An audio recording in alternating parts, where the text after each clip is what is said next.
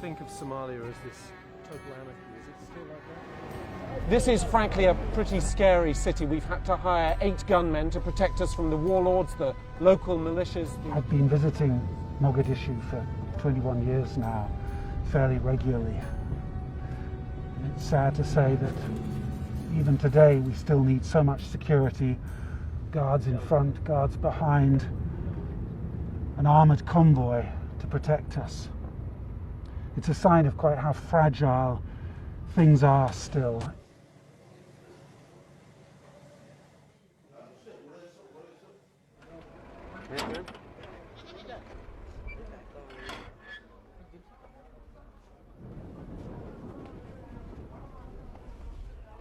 So what have you been given here? Some sugar, and below sorghum. And how long will that feed your family?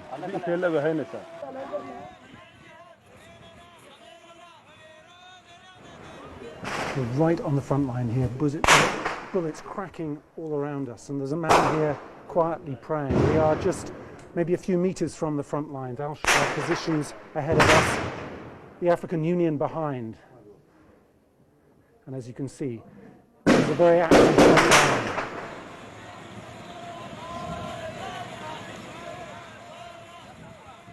Most people I've been speaking to here in the market say they are reasonably confident that Al-Shabaab is not going to come back, and they believe that stability just might be here to stay.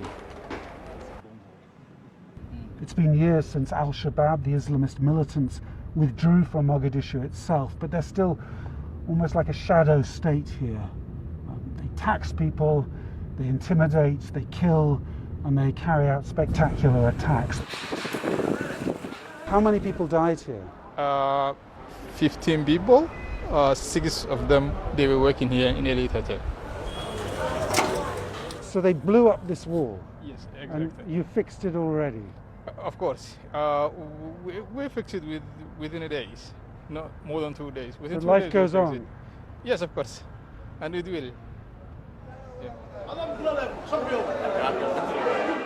There's been a lot of improvement here, and I can see it driving through. The streets are cleaner, there's a lot more building going on here, new hotels and so on. But right now, it's election time. It was supposed to be one man, one vote. That hasn't happened. And as those elections get closer, the tensions are rising. This is a country which is used to solving things by brinkmanship at the barrel of a gun. And so democracy is still very much in its infancy here. People are not sure if this election will be fair and free, and every clan has its own candidate for the top position of the country. So difficult, perhaps dangerous times.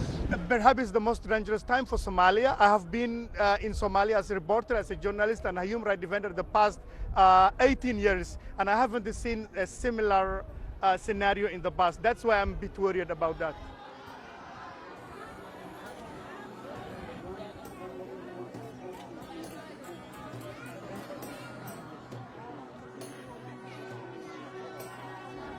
We've just come to a makeshift camp for displaced families right in the middle of Mogadishu.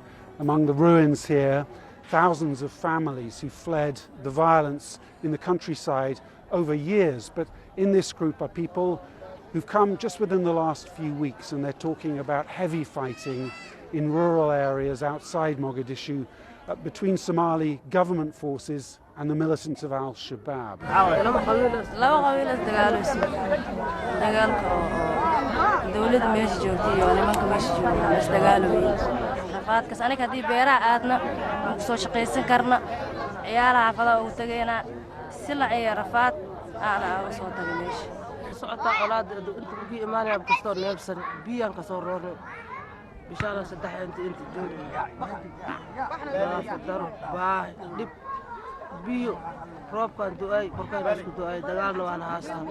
So they come here and they hope that this city will provide them some sort of sanctuary. But the concern is, of course, that with tension growing here, the safety of Mogadishu may prove to be an illusion too.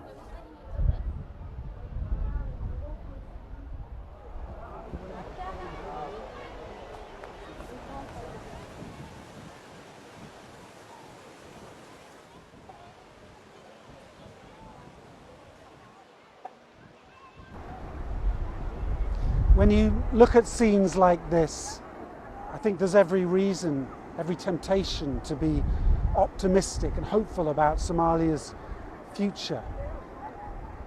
But I'd say this is a country still very much in the making. It was so badly destroyed.